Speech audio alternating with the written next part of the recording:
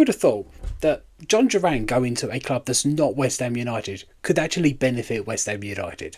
Let me explain. So, it looks like he's off to Saudi Arabia. And the Saudi team that is signing him is the same Saudi team that apparently had agreed a deal to sign Victor Boniface from Bayer Leverkusen. But now, because they've agreed that Duran deal, this one is off. And this is the same Bayer Leverkusen that was interested in signing Evan Ferguson, and he was being brought in to replace Victor Boniface, but now he is not leaving. That means West Ham United are in pole position for his signature. So, if this does go through, yeah, this could be beneficial for West Ham United. Now, does this mean that we are now guaranteed to sign Evan Ferguson from Brighton? No, of course it doesn't. We're West Ham United. It's never that simple, is it? He's still got an injury at the moment, and we're not entirely sure how much longer he's going to be out for, so we want some clarification on that. And exactly what kind of deal we would strike with Brighton, not too sure either. It could be a loan with an option, a loan with an obligation, or a permanent deal. And apparently, Brighton have already received a permanent offer for him, which apparently may have come from West Ham United, but there's been no confirmation of that.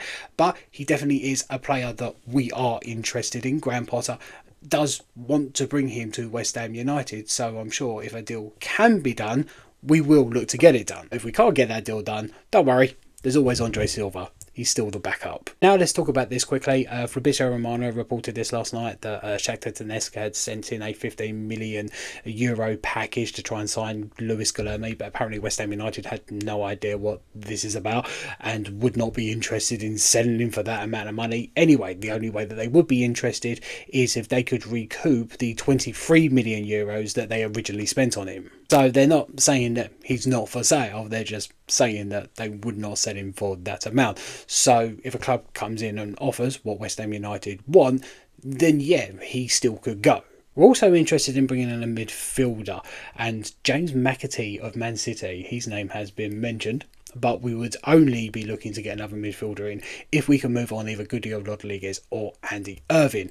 But at the moment, that doesn't look likely. There was also reports out earlier today that West Ham United had agreed a pre-contract agreement with Angel Gomez for him to sign in the summer, but apparently those reports wide of the mark. We have not done that, and the player himself apparently does not want to make a decision on his future until the summer. So it doesn't sound like we are any closer to getting any deals done at the moment, but there is things happening behind the scenes, so maybe it will get a little bit more exciting over the next few days. We do have until Monday evening to get any deals done, and I do think that West Ham United are interested in getting deals done, and they are still looking, so hopefully it does get a little bit more interesting, but it might not. We do have to prepare ourselves for that, so we're just going to have to wait and see, unfortunately.